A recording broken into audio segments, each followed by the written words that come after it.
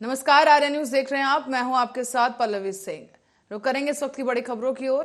पूर्व मुख्यमंत्री अखिलेश यादव के एक ट्वीट के बाद हंगामा हो गया है। बता दें आपको कि इस ट्वीट के बाद रायबरेली में जिला प्रशासन परिवहन विभाग में हड़कंप मच गया है। मामला है रायबरेली के परिवहन विभाग से जुड़ा हुआ, क्योंकि यहाँ पर एक वीडियो वायरल हुआ है। रायबरेली डिपो की ये बस है जिसका पीछे का हिस्सा पूरी तरीके से गायब है। तस्वीरों में आप देख सकते हैं और ये वीडियो अब तेजी के साथ सोशल मीडिया पर वायरल हो रहा है। बताया जा रहा है कि फर्राटा भरते हुए ये बस चली जा रही है और इसका वीडियो अब सोशल मीडिया पर चल रहा है। पूर्व मुख्यमंत्री अखिलेश यादव ने अपने ट्वीट में लिखा है कि खटारा सरकार की खटारा बस। इसके बाद जिले के प्रशासनिक अमले में हड़कंप मच गया है। परिवहन विभाग के अधिकारी कुछ बोलने के लिए तैयार नहीं है इस वीडियो पर, और वायरल वीडियो कब का है इसकी जानकारी फिलहाल नहीं हो पाई है। लेकिन इस वीडियो के सामने आने के बाद अखिलेश यादव सरकार पर जमकर कटाक्ष कर रहे हैं।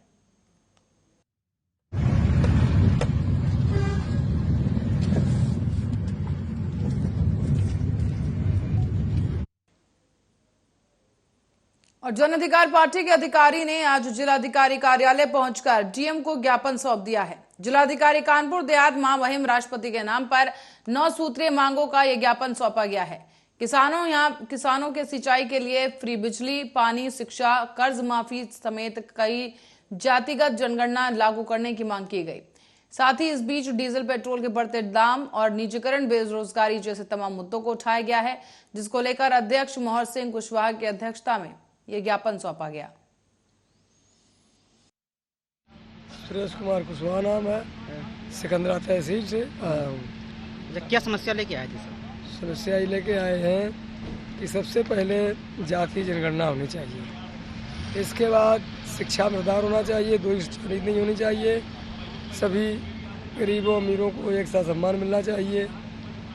इसके बाद जो डीजल पेट्रोल गैस में बढ़ोतरी हो रही है, इस पर सुधार होकर के सही उसका मूल्यांकन करना चाहिए। और दिव्यापुर कस्बे में स्थित सीआईएसएफ यूनिट गैलपत्ता की ओर से कार्यक्रम का भव्य आयोजन किया गया है। इसमें मुख्य अतिथि अपर जिलाधिकारी और अपर पुलिस अधीक्षक मौजूद रहे।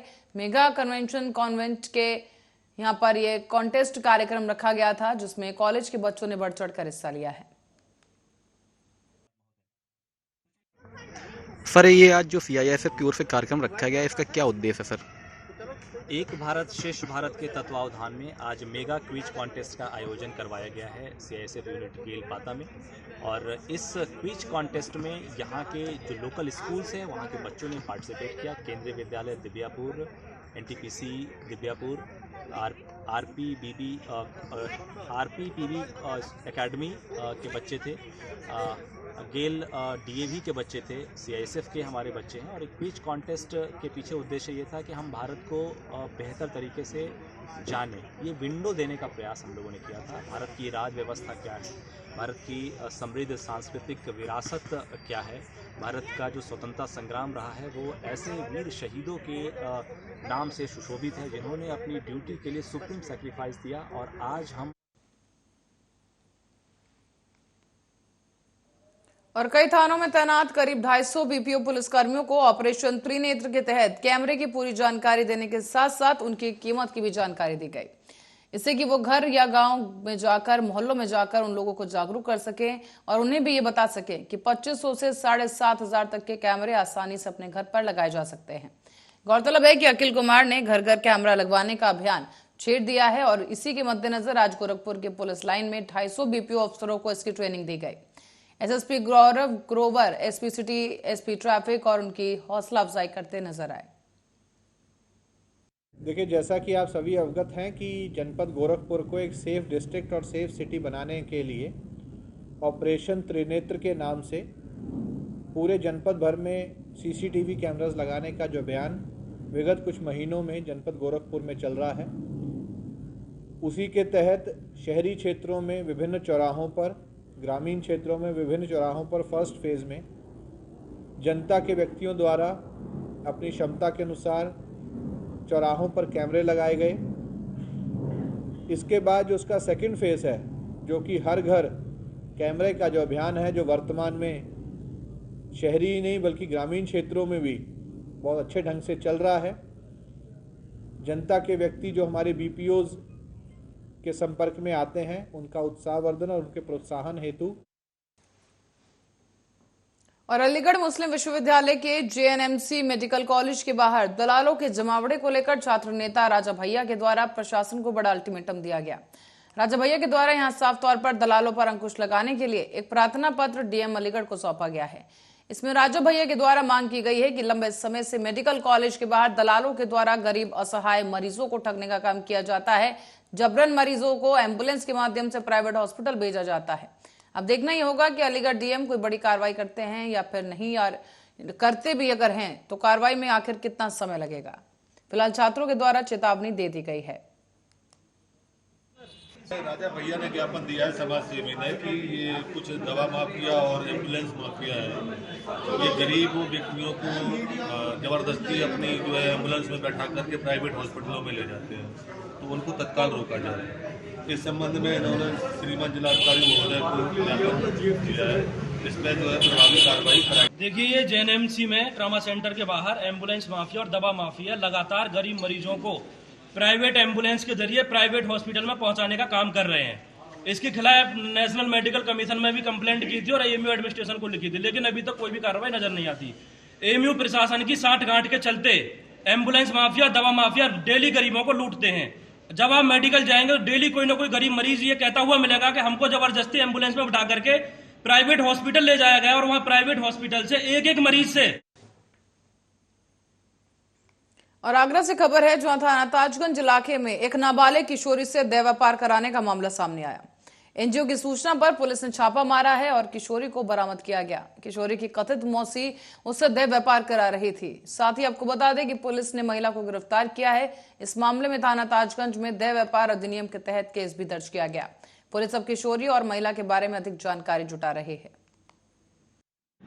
थाना ताजगंज में सूचना प्राप्त हुई थी कि एक नाबालिग लड़की से देह व्यापार का धंधा कराया जा रहा है। इस सूचना पे पुलिस टीम, एएसटीयू टीम, महिला थाने की फोर्स और थाना ताजगंज की फोर्स और एनजीओ के लोग हमारे साथ मौके पे गए।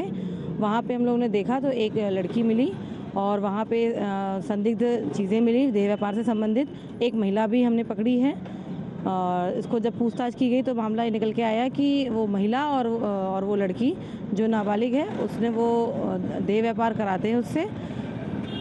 मुकदमा पंजीकृत कर लिया गया है। पीड़िता को सीडब्ल्यूसी के समक्ष पेश किया जाएगा और जो मुलजिम है उसे जेल भेजा जा रहा है। लड़की कहाँ से लेके आए थे? अभी तो ये कभी अपनी माँ बता रही है उन्हें जो अभियुक्ता है, और कभी उन्हें मौसी बता रही है। ठीक से सारी चीज़ें बता भी नहीं रही है अपने आप को। और औरैया जिले में दिल दहलाने वाली एक घटना सामने आई है। यहाँ एक प्रेमी युगल जोड़े ने एक साथ मिलकर फांसी के फंदे पर लटक कर मौत को गले लगा लिया। इस घटना की जानकारी जैसे ही परिजनों को लगी तो परिजनों और गांव में अफरा तफरी मच गई। इस घटना की सूचना मिलते ही मौके पर पुलिस पहुंची है और दोनों के शवों को पोस्टमार्टम के लिए भेज दिया गया है। साथ ही आपको बता दें कि लड़की नाबालिग बताई जा रही है। खुद एसपी समेत डिप्टी एसपी मौके पर पहुंचे हैं और एसपी ने इस घटना का जायजा लिया। इसके साथ दोनों परिवार के लोगों से भी फिलहाल पूछताछ की जा रही है। क्या नाम है आपका? शिशपाल से। कहाँ रहते हैं? मोर्चा। ये लड़का कौन था? बेटा। क्या नाम था? शिवम। कितनी उम्र थी? 22 साल। कैसे ये क्या हुआ थोड़ा बताएंगे? पता रात में 3 बजे उठ गए, माँ बाप तो सो गए थे, हम लोग तो पता देखा कि सवेरे खटिया नहीं थे। उसके बाद ढूंढा तो ये इनके माँ बाप आए, बोले कि आपका बच्चा कहाँ? तो हमने कि पता नहीं कहाँ है, रात में उठ गया। तो हम बोले कि हम FIR करेंगे, तो कर दे जाए FIR। ये सवेरे भतीजा इधर आया होगा धनिया लेने, तो यहाँ कुंडी देखी खुली। वैसे कभी कुंडी खुलती नहीं है, मतलब ताला जो 4 आरा काटते हैं तो तभी खोलते इसको। कुंडी देखी खुली गई, आज ताला लगा नहीं इसमें।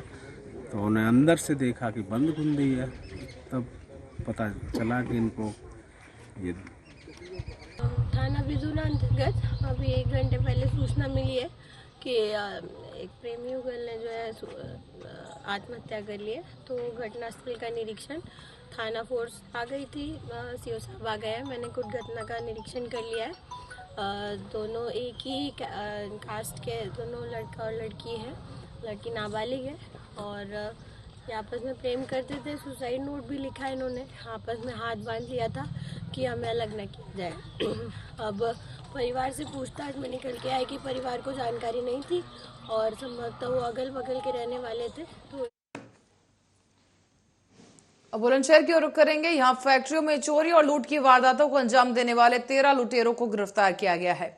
गिरफ्तार किए गए लुटेरों के पास से 2,19,000 रुपए, एक मोटरसाइकिल, 197 बैटरी के कवर और रंग की करीब 65 सिल्ली और अवैध हथियार बरामद किए गए हैं। ये थाना सिकंदराबाद पुलिस और एसओजी की टीम द्वारा संयुक्त ऑपरेशन में कुल 13 लोगों को गिरफ्तार किया गया है। ये एक चोरों का गिरोह है जो कि विभिन्न जनपदों का रहने वाला है। इसमें से कुछ लोग जनपद कासगंज के हैं, कुछ बदायूं के हैं और कुछ लोग हैं जो कि यहाँ जनपद बुलंदशहर में सिकंदराबाद में कबाड़ी का काम करते हैं। इनकी मॉडस ऑपरेंडी ये है कि जिस दिन इनको घटना करनी होती है ये उससे पहले रेकी करते हैं और फैक्ट्रियों को टारगेट करते हैं, खास करके वो फैक्ट्री जो कि बंद है और उसमें जो भी माल पड़ा रहता है उसकी ये चोरी की प्लानिंग करते हैं। और जिस दिन चोरी करनी रहती है उस दिन ये पूरा का पूरा गैंग उठ के विभिन्न जनपदों से आकर यहाँ एकत्रित होता है। और हमीरपुर में एक महिला टीचर के साथ सरेराह 3 युवकों ने छेड़खानी की है। महिला टीचर के साथ जबरन शारीरिक संबंध बनाने की कोशिश की गई और इस बीच युवक महिला के मोबाइल फोन पर भेज रहे अश्लील मैसेज। महिला के विरोध करने पर जान माल की धमकी दी जा रही है और शिकायत के बाद भी पुलिस ने अब तक कोई कार्रवाई नहीं की। थाने आई हैं, क्यों आई हैं? हम अपनी एप्लीकेशन लेकर के आए थे। 19 तारीख से रेगुलर आ रही हूँ, 19/11/2022 से रेगुलर आ रही हूँ। थाने में मेरी कोई सुनवाई नहीं हो रही है। तो आज आपको क्या आश्वासन दिया गया है? कह रहे हैं कल आइएगा, परसों आइएगा, बस ये कह के मुझे टहला दिया जाता है। क्या हुआ है आपके साथ?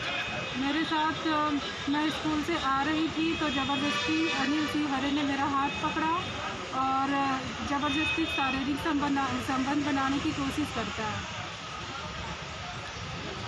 गलत मैसेज भी भेजता है। तो आपको आपने पुलिस से अवगत कराया? अवगत कराया, लेकिन यहाँ मेरी कोई सुनवाई नहीं हो रही है। वो कहते हैं कल आइएगा, परसों आइएगा, ये कह के टहला दिया जाता है। और उचहर कोतवाली क्षेत्र के अंतर्गत बेकरगढ़ गांव में मामूली कहासुनी के बाद एक पिता ने अपने बेटे पर फावड़े से जानलेवा हमला कर दिया है। इसके बाद बहू ने ईंट पत्थर मारकर अपने ससुर को घायल कर दिया। परिजनों की सूचना पर पहुंची एम्बुलेंस से घायलों को सीएचसी ले जाया गया है। बेटे ने कोतवाली में अपने पिता के खिलाफ प्रार्थना पत्र देकर कार्रवाई की मांग की। दरअसल आपको बता दें कि किसी बात को लेकर बेटा राहुल से पिता की कहासुनी हो गई थी। इसमें गुस्साए पिता ने पास में रखे फावड़े से बेटे पर वार कर दिया। पति को बचाने गई पत्नी प्रीति देवी ने भी पिता पर फावड़े से वार कर दिया और जिससे दोनों गंभीर रूप से घायल हो गए।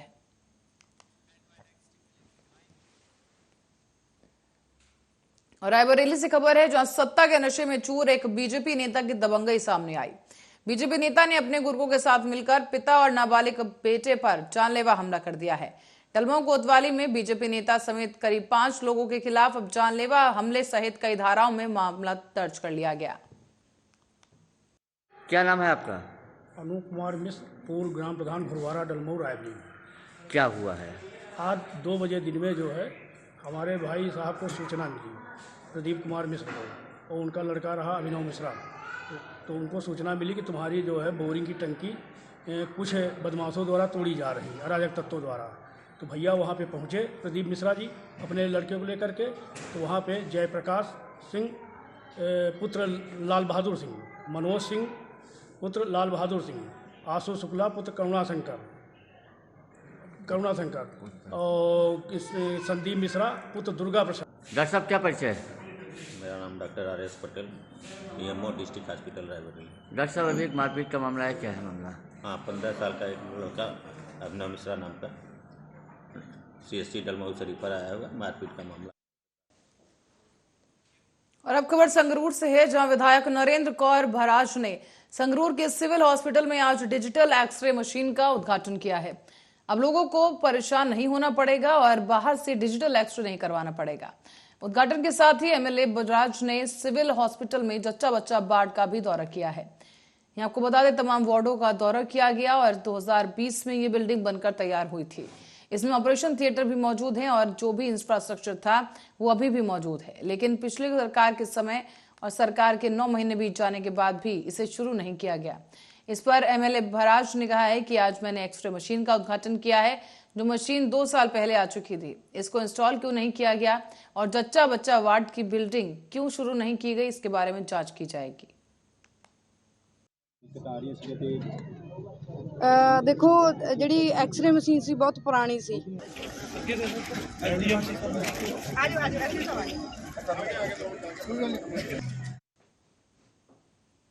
और हरियाणा के यमुनानगर में दिल दहलाने वाला एक मामला सामने आया है। एक युवक की हत्या कर दी गई है और उसके बाद उसके शव को बोरे में बंद कर यमुनानगर में यमुना नदी के किनारे फेंक दिया गया। फिलहाल पुलिस मौके पर पहुंच चुकी है, घटनास्थल का मुआयना किया गया है और बताया जा रहा है कि ग्रे पेलिकन के पास यमुना के किनारे बोरे में यह शव मिला। सूचना मिलने पर पुलिस भी वहां पहुंची और जब बोरे को खोलकर देखा गया तो उसमें 20 से 25 साल के इस युवक का शव था। इस पर तेजधार हथियार से कई बार वार किए गए। मृतक की गर्दन, कान और टांग, पेट जैसे तमाम जगहों पर भी तेजधार हथियार से हमला किया गया है। मौके पर पहुंचे डीएसपी यमुनानगर कमलजीत सिंह ने बताया कि फिलहाल ये रंजिशन हत्या का मामला लग रहा है। ये हमें इन्फॉर्मेशन आई थी कि एक डेड बॉडी पड़ी है ग्रे पेलिकन के पास घाट पे, तो एक कट्टे में बंद करके किसी को यहाँ डाल दिया गया है। तो फिर हमने आके यहाँ बॉडी को निकाला है, तो उसकी काफ़ी उसको तेजधार हथियार से उसकी हत्या की गई है। 20-25 साल के आसपास इसकी। और रानीपुर कोतवाली पुलिस ने बाइक चोर गैंग का खुलासा करते हुए चोरी की 10 बाइकों के साथ 2 लोगों को गिरफ्तार किया है। रानीपुर कोतवाली में खुलासा करते हुए हरिद्वार के एसपी क्राइम ने बताया है कि पकड़े गए जो ये दोनों चोर हैं, दोनों ही लक्सर के रहने वाले हैं।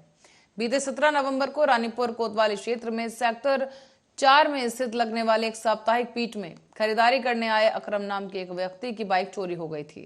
कार्रवाई के दौरान सलेमपुर में 2 संदिग्धों को हिरासत में लिया गया।